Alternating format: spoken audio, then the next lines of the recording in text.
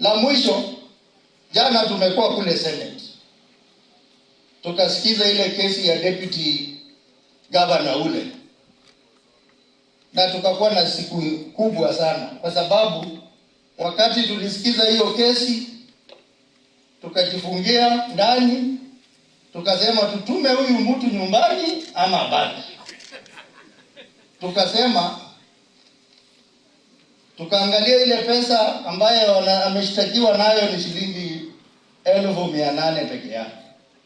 Tukasema hii ni pesa kidogo, tuhurumie huyu mtu.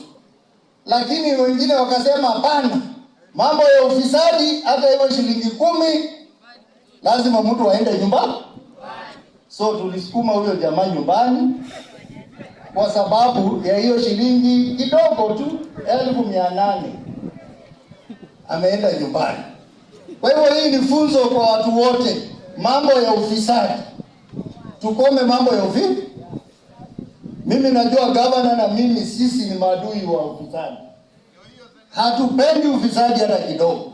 Kwa hivyo wewe ukipatikana kwa ufisadi, shauri yako.